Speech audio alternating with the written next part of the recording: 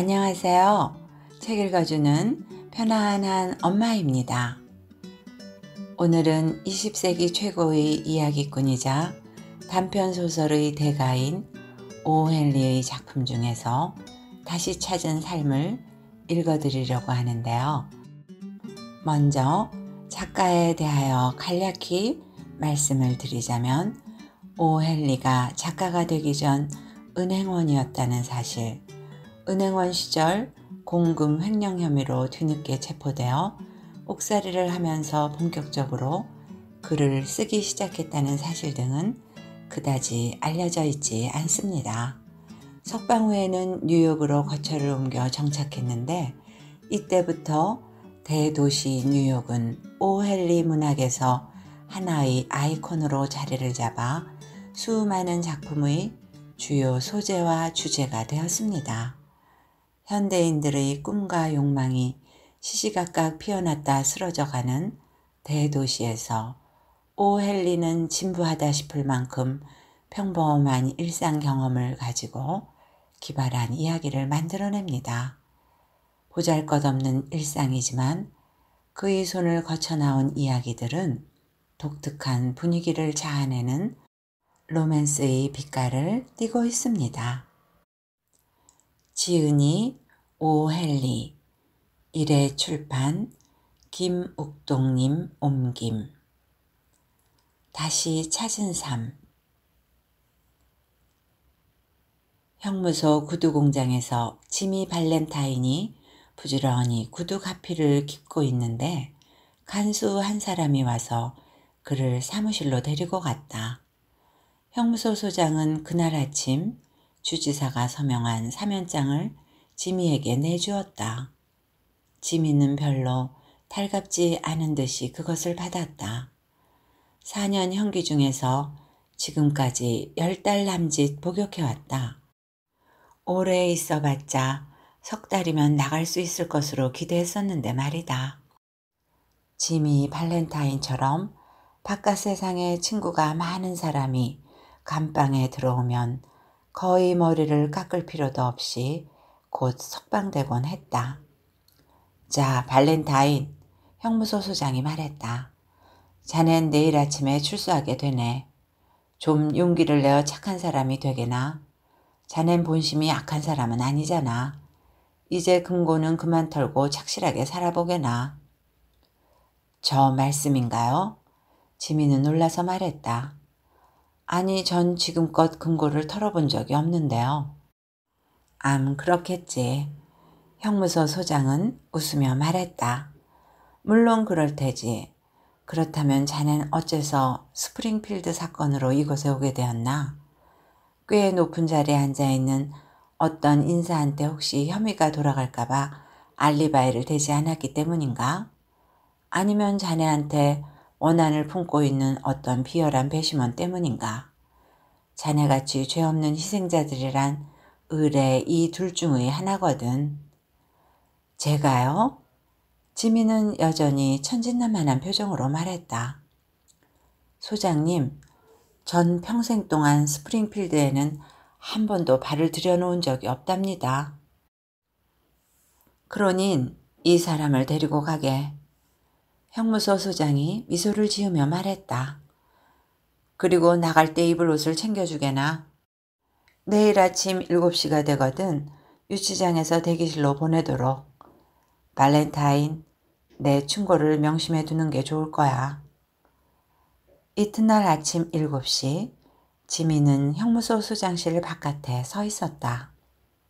그는 국가가 출감자에게 지급하는 도무지 몸에 맞지 않는 기성복을 입고 삐걱거리는 딱딱한 구두를 신고 있었다. 직원 한 사람이 그에게 기차표 한 장과 $5짜리 지폐 한 장을 건네주었다. 법은 그가 그것을 가지고 선량한 시민으로 돌아가 새로운 삶을 살기를 기대하고 있었다. 형무소 소장은 지미에게 시가 한 대를 주며 악수를 했다. 이리하여 죄수 명부에 주지사 사면이라고 적혀있는 9762번 죄수 발렌타인은 이제 제임스 발렌타인 씨가 되어 밝은 햇빛 속으로 걸어나갔다. 새들의 노랫소리며 바람에 살랑거리는 푸른 나무며 꽃향기 같은 것에도 아랑곳 없이 지미는 곧장 식당으로 들어갔다. 그곳에서 그는 구운 통닭 한 마리와 백포도주 한 병을 시켰다. 그리고 형무소 소장이 준 것보다 더 비싼 고급 권련을 피워물고 감미로운 자유의 첫 기쁨을 맛보았다. 식당에서 나온 그는 한가롭게 정거장으로 걸어갔다. 입구에 앉아 장님의 모자에 25센트짜리 은전 한 잎을 던져주고는 기차에 올라탔다. 3시간 뒤 그는 주 경계선에 가까운 어느 조그만 마을에 도착했다. 마이크 돌런의 카페를 찾아가 카운터에 혼자 있던 마이크와 악수를 했다. 짐이 좀 더 일찍 손 쓰지 못해 미안하네. 마이크가 말했다.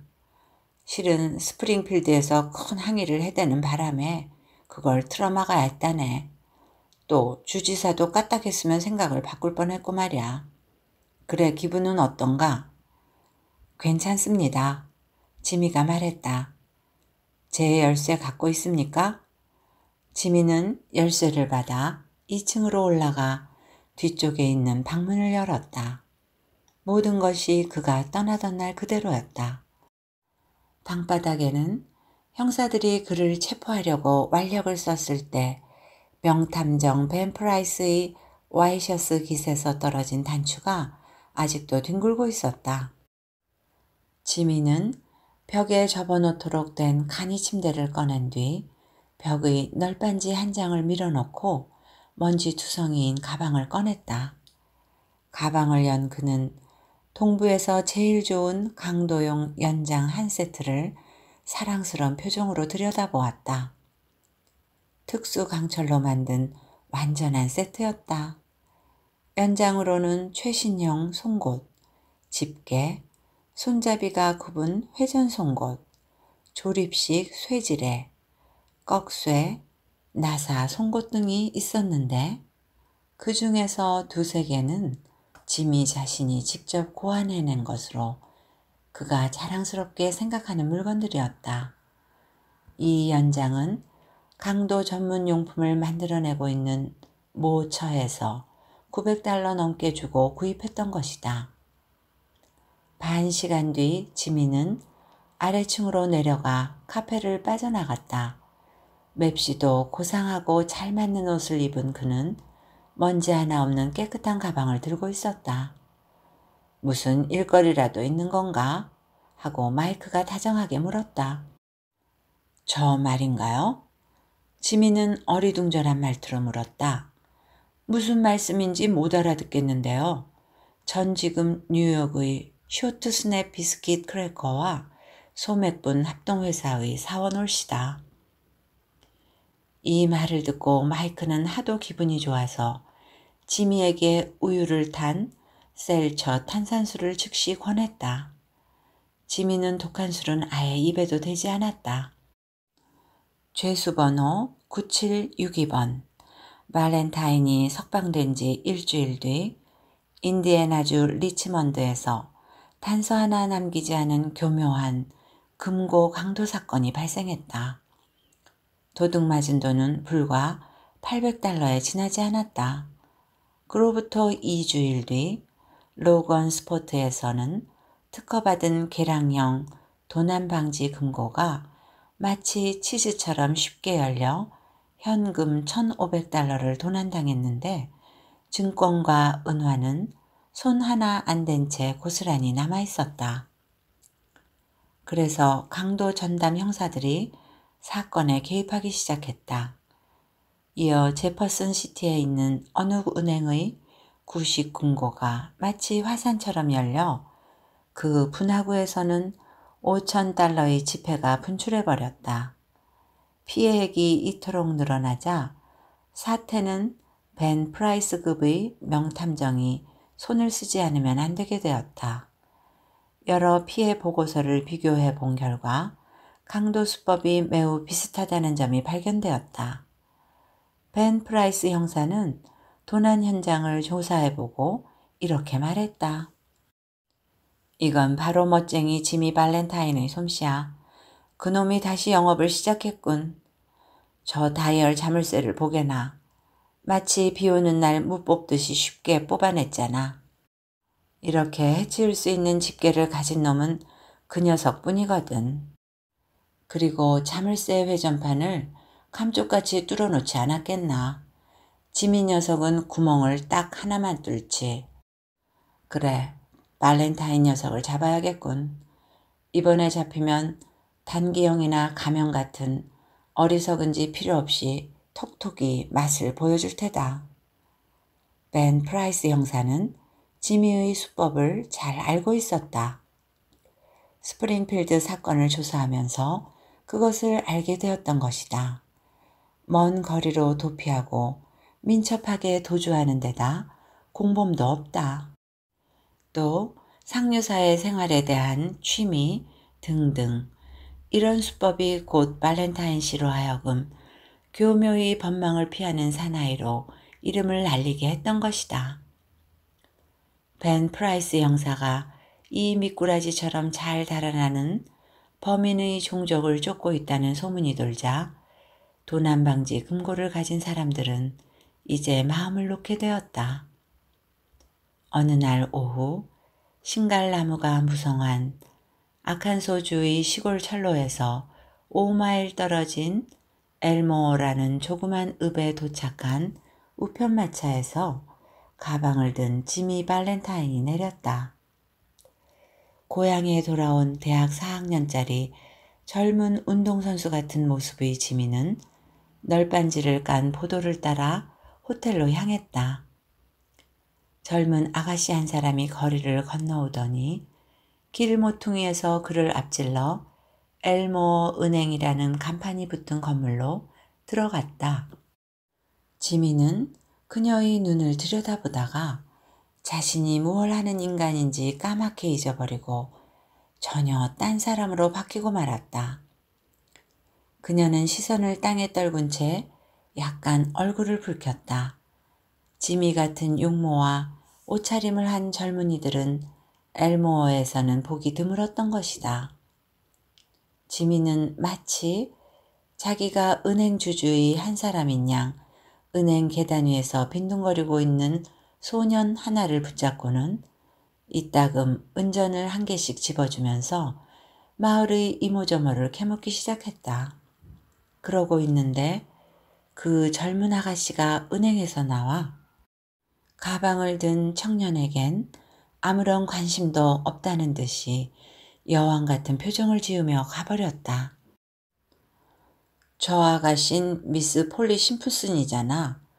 지미는 시치미를 떼고 물었다. 아, 아니요. 소년이 말했다. 저 여자는 애너벨 애덤스예요. 저 여자 아버지가 이 은행 주인이지요. 아저씨는 엘모어에 무엇 때문에 오셨어요? 아저씨가 차고 있는 그 시계줄 금이에요? 난 불독을 갖고 싶어요. 운전 더 없어요? 지미는 플랜터스 호텔에 가서 렐프 디 스펜서라는 이름으로 방을 하나 빌렸다. 그는 프론트의 책상에 기대어 호텔 사무원에게 자기의 계획을 이야기했다. 장사를 시작할 장소를 물색하기 위해 엘모어에 왔노라고 했다. 지금 이 마을의 구두방 경기는 어떠한가? 구두방을 해볼 생각인데 과연 돈벌이가 될까? 호텔 사무원은 지미의 복장과 태도에서 좋은 인상을 받았다. 자신도 엘모어의 시골 젊은이들에게는 그래도 제법 멋쟁이로 통하는데 지미를 본 순간 자신이 부족하다는 것을 깨달았다. 지미의 매듭 넥타이 매는 법을 눈여겨보면서 그는 공손하게 정보를 알려주었다. 물론이지요. 구두가게라면 충분히 가망이 있습죠. 이곳에는 구두 전문점이 없습니다. 포목점과 잡화점에서 구두를 취급하고 있죠. 어떤 장사나 꽤 잘 되는 것 같습니다. 스펜서 씨께서 여기에다 가게를 차리셨으면 합니다. 여긴 살기도 좋고 사람들도 여간 친절하지 않습죠. 지미 발렌타인이 가명으로 쓴 스펜서 씨는 이곳에 며칠 머물면서 형편을 살펴보겠노라고 했다. 아니, 이 가방은 내가 직접 들고 갈 테니 사환을 부를 필요가 없다네. 꽤 무겁거든. 지미 발렌타인이라는 잿더미, 갑작스럽게 타오른 사랑의 불꽃에 의해 타다 남은 잿더미, 그 속에서 솟아난 불사조 랠프 스펜서 씨는 엘모어에 머물면서 사업에 손을 대 성공을 거두었다. 구두가게를 차려 장사가 번창한 것이었다. 사교적으로도 성공한 편이어서 그는 많은 친구를 사귀게 되었다. 또 마음속의 소원도 이루었다. 미스 애너벨 애덤스를 만나 그녀의 매력에 점점 사로잡히게 된 것이다. 1년이 지난 뒤 랠프 스펜서 씨의 상태는 대략 다음과 같았다. 즉, 그는 마을 사람들에게 존경받는 사람이 되었고 구두 가게도 번창일로에 있었으며 애너벨과 약혼하여 결혼을 2주일 남겨놓고 있었다. 전형적인 노력가인 시골은행가 애덤스 씨가 스펜서를 인정하기에 이르렀던 것이다. 애너벨은 지미를 열렬히 사랑하는 것만큼 그에 대한 자부심 또한 적지 않았다. 그는 애덤스 씨 집과 애너벨의 시집간 언니 집에서 마치 한 가족처럼 허물없이 지내고 있었다.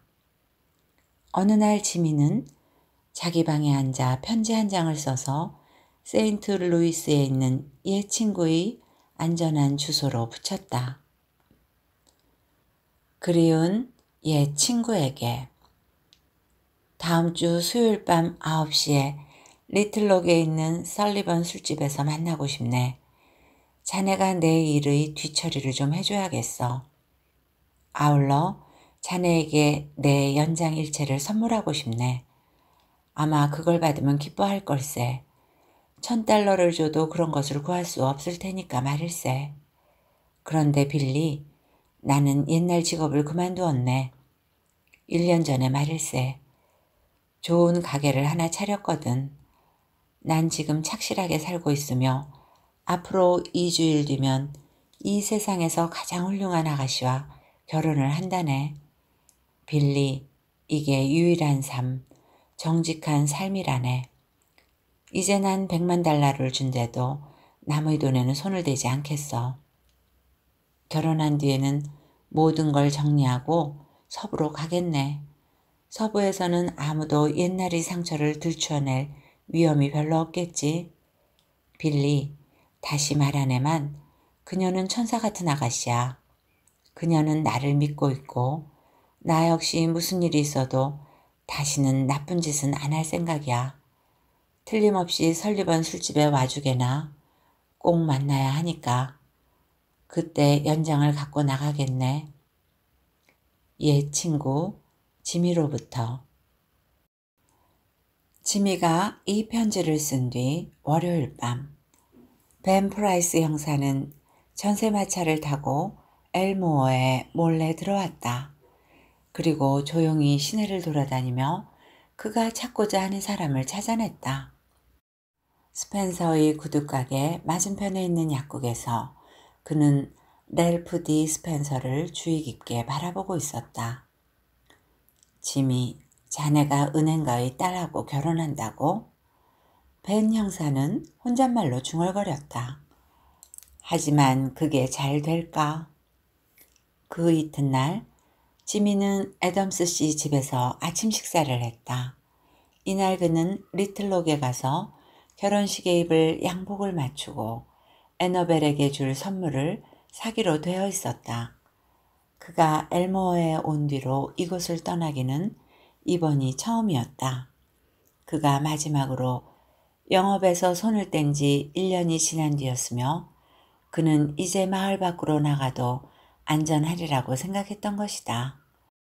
아침 식사가 끝나고 온 집안 식구들은 애덤스 씨, 애너벨, 지미, 애너벨의 결혼한 언니와 5살과 9살 난 두 여자애 모두 시내 중심가에 나갔다. 지미가 아직 머물고 있는 호텔 앞에 이르자 그는 방으로 뛰어 올라가 가방을 들고 내려왔다. 그리고 그들은 모두 은행으로 갔다. 거기에는 정거장까지 지미를 태우고 갈 마차와 마부 돌프 깁슨이 기다리고 있었다. 그들은 모두 조각을 새긴 높다란 참나무 난간을 지나 은행 사무실로 들어갔다. 물론 지미도 함께 들어갔는데 애덤스 씨의 사윗감은 어디서나 환영을 받았기 때문이다. 은행원들은 애너벨 아가씨와 결혼하게 되어 있는 이 잘생긴 상냥한 청년에게서 인사를 받고 좋아들했다. 지미가 가방을 내려놓았다. 행복감과 젊음으로 가슴 뿌듯한 애너벨은 지미의 모자를 쓰고 가방을 집어들었다. 자, 어디 이만하면 나도 근사한 외무사원 같지 않아요? 애너벨이 말했다. 어머나, 렐프, 가방이 왜 이렇게 무겁죠? 마치 황금벽돌이라도 가득 들어있는 것 같아요. 주석으로 도금한 구두주걱이 가득 들어있어. 지미는 침착한 표정으로 대답했다. 지금 반품하러 가는 길이야. 내가 직접 갖다 주면 운송비가 절약되거든. 나도 꽤 알뜰해졌다니까. 엘모어 은행은 새 금고를 설치한 지 얼마 되지 않았다. 그 금고를 매우 자랑스럽게 생각하고 있는 애덤스 씨는 만나는 사람마다 그것을 구경하라고 권했다. 금고실은 작았지만 최근에 특허를 받은 문이 달려 있었다. 손잡이 하나로 동시에 열 수 있는 강철 빗장이 3개 달려 있었으며 시한 자물쇠가 부착되어 있었다. 애덤스 씨는 얼굴에 웃음을 띠며 스펜서 씨에게 그 조작 방법을 설명해 주었고 스펜서 씨는 정중하기는 했지만 이렇다 할 관심을 보이지 않았다. 두 어린아이 메이와 에거서는 번쩍거리는 쇠붙이와 이상하게 생긴 시계와 손잡이를 보고 재밌어 했다. 사람들이 이렇게 정신이 팔려있는 사이 벤 프라이스 형사가 어슬렁 은행으로 들어와 팔꿈치에 몸을 기댄 채 난간 사이로 안쪽을 살짝 들여다보았다. 그러고는 출납개원에게 특별한 볼일이 있어 온 것은 아니고 다만 아는 사람을 기다리고 있노라고 말했다. 그때 갑자기 여자들이 지르는 비명소리가 한두 마디 들리더니 큰 소동이 벌어졌다.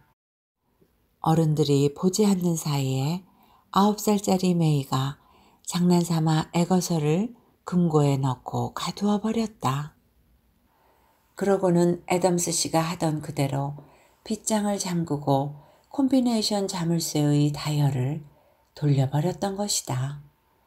은행가 영감은 손잡이에 달려들어 얼마 동안 잡아당겨 보았다. 문이 열리지 않는군. 그는 신음소리를 내며 말했다. 시한장치를 감아두지도 않았고 콤비네이션을 맞춰 놓지도 않았는데 말이야. 애거서의 어머니는 발작적으로 다시 한번 소리를 질렀다. 조용히 하렴. 떨리는 손을 들면서 애덤스 씨가 말했다. 모두들 잠시 조용히 해요.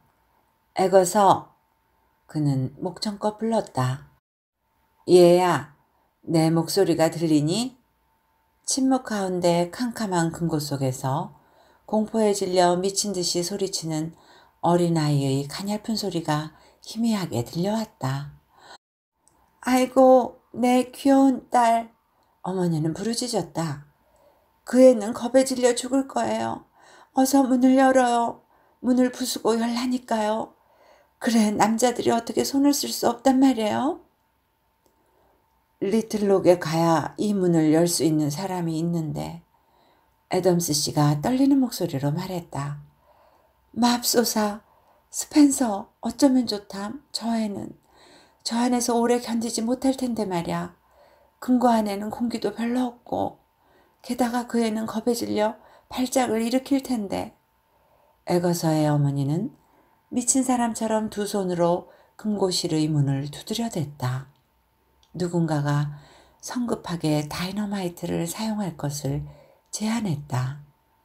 애너벨은 그 큰 눈에 아직 절망의 빛은 아니지만 고통의 빛을 가득 채운 채 지미를 돌아보았다. 여자란 자기가 사랑하는 남자의 능력에는 불가능한 것이 없다고 생각하는 법이다. 렐프, 당신이 어떻게 손을 써볼 수 없나요? 어떻게 손 좀 써볼 수가? 그는 입술과 예리한 눈에 부드럽고도 미묘한 미소를 띤 채 그녀를 쳐다보았다. 애너벨, 그는 말했다. 당신이 꽂고 있는 그 장미꽃을 나에게 주지 않겠소? 처음에는 혹시 잘못 듣지 않았나 의심했지만 그녀는 가슴에서 장미 꽃봉오리의 핀을 뽑아 그것을 그의 손바닥에 올려놓았다. 지미는 그것을 조끼 주머니에 찔러넣고는 웃옷을 벗어던지고 와이셔츠 소매를 걷어올렸다. 그런 동작과 함께 렐프 디 스펜서는 사라지고 지미 발렌타인이 대신 나타났다. 모두들 문 앞에서 비키시오. 그는 짤막하게 명령했다. 그는 테이블 위에 가방을 올려놓고 그것을 활짝 열어 젖혔다. 그 순간부터 그는 주위에 있는 사람들을 전혀 의식하지 않는 것처럼 보였다. 번쩍거리는 이상한 연장들을 재빨리 질서정연하게 늘어놓고는 일을 할 때 언제나 그러하듯이 가볍게 휘파람을 불었다. 주위 사람들은 마치 마술에라도 걸린 것처럼 깊은 침묵 속에서 옴짝달싹 않고 그를 지켜보았다. 곧 지미가 애용하는 송곳이 소리 없이 강철문을 뚫고 들어갔다. 10분이 지나자 자신의 강도 기록을 깨고 그는 빗장을 열어젖히고 금고문을 열었다. 거의 기절 상태에 있었지만 아직 무사한 에거서는 어머니의 가슴에 안겼다. 지미 발렌타인은 웃옷을 입고 난간을 지나 은행 앞문 쪽으로 걸어갔다. 그가 걸어가는 동안 렐프 하고 귀에 익은 목소리가 멀리서 아득히 들려왔다. 그러나 그는 조금도 망설이지 않았다. 문간에는 몸집이 큰 사나이가 지미의 길을 가로막고 서 있었다. 벤, 안녕하셨습니까? 지미는 아직도 아리송한 미소를 띠며 말했다. 마침내 나타나셨군요. 자, 가시지요. 이제 어차피 아무려면 어떻겠소. 그런데 벤 프라이스 형사는 좀 이상하게 행동했다. 스펜서 씨, 사람을 잘못 보신 것 같군요. 그는 말했다. 난 선생님을 모릅니다. 선생 마차가 지금 밖에서 기다리고 있지 않소. 그리고 나서 벤 프라이스 형사는 몸을 돌려 천천히 거리를 따라 내려가는 것이었다. 이야기는 여기까지입니다. 오늘 읽어드린 다시 찾은 삶에서도 오헨리의 트레이드 마크인 트위스트 엔딩 기법이 사용되었죠. 오헨리 특유의 이러한 결말 방식은 인위적이지 않으면서도 거의 언제나 논리적이고 개연적이라는 특징이 있습니다. 즐겁게 들으셨는지요? 저의 선택이 여러분의 편안한 시간에 조그나마 도움이 되어드렸다면 구독과 좋아요를 눌러주시기 바랍니다. 여러분 모두 오늘도 행복하세요.